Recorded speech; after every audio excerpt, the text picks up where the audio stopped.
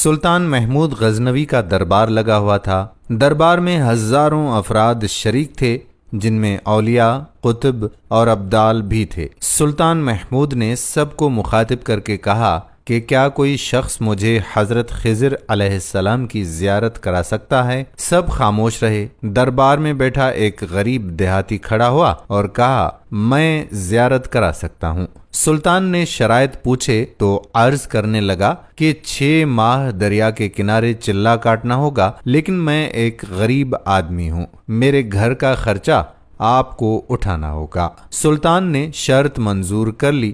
اس شخص کو چلہ کاٹنے کے لیے بھیج دیا گیا اور گھر کا خرچہ بادشاہ کے ذمہ ہو گیا۔ 6 ماہ گزرنے کے بعد سلطان نے اس شخص کو دربار میں حاضر کیا اور پوچھا تو دیہاتی کہنے لگا، حضور کچھ وظائف الٹے ہو گئے ہیں، لہٰذا 6 ماہ مزید لگیں گے۔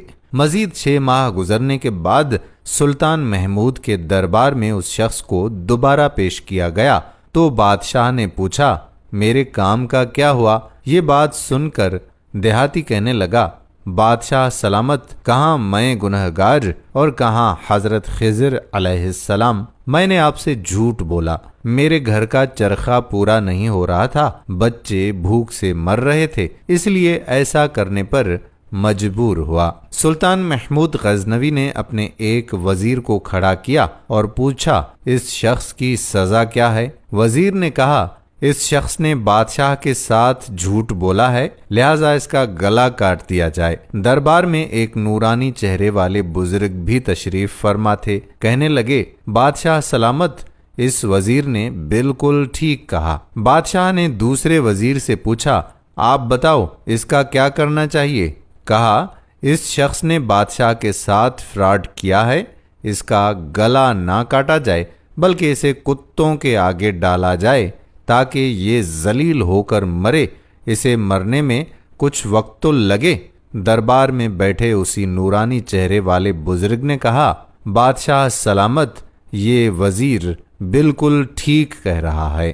سلطان محمود غزنوی نے اپنے پیارے غلام ایاز سے پوچھا کہ ایاز تم کیا کہتے ہو؟ ایاز نے کہا، بادشاہ سلامت، آپ کی بادشاہی سے 1 سال ایک غریب کے بچے پلتے رہے، آپ کے خزانے میں بھی کوئی کمی نہیں آئی اور نہ ہی اس کے جھوٹ سے آپ کی شان میں کوئی فرق پڑا۔ اگر میری بات آپ مانیں تو اسے معاف کر دیں، اگر اسے قتل کر دیا تو اس کے بچے بھوک سے مر جائیں گے۔ ایاز کی یہ بات سن کر محفل میں بیٹھا وہی نورانی چہرے والا بابا کہنے لگا، ایاز بالکل ٹھیک کہہ رہا ہے۔ سلطان محمود غزنوی نے اس بابا جی کو بلایا اور پوچھا کہ آپ نے ہر وزیر کے فیصلے کو درست کہا، اس کی وجہ مجھے سمجھائیں گے؟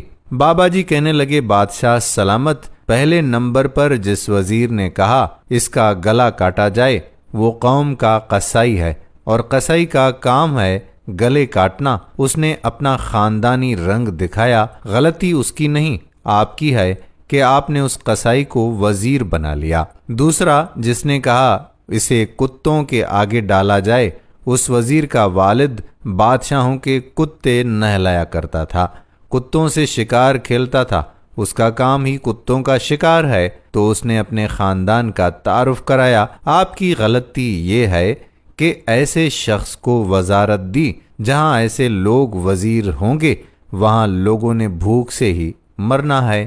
اور تیسرا ایاز نے جو فیصلہ کیا تو سلطان محمود سنو، ایاز سید زادہ ہے۔ سید کی شان یہ ہے کہ سید اپنا سارا خاندان کربلا میں ذبح کرا دیتا ہے مگر بدلہ لینے کا کبھی نہیں سوچتا۔ سلطان محمود اپنی کرسی سے کھڑا ہو جاتا ہے اور ایاز کو مخاطب کر کے کہتا ہے کہ ایاز، تم نے آج تک مجھے کیوں نہیں بتایا کہ تم سید ہو؟ ایاز کہتا ہے، آج تک کسی کو اس بات کا علم نہ تھا کہ ایاز سید ہے، لیکن آج بابا جی نے میرا راز کھولا، آج میں بھی ایک راز کھول دیتا ہوں۔ اے بادشاہ سلامت، یہ بابا کوئی عام ہستی نہیں ہے بلکہ حضرت خضر علیہ السلام ہیں۔ دوستو، ہم امید کرتے ہیں کہ ہماری آج کی ویڈیو آپ کو پسند ضرور آئی ہوگی۔ اگر ویڈیو پسند آئی ہے تو اپنے دوستوں احباب کے ساتھ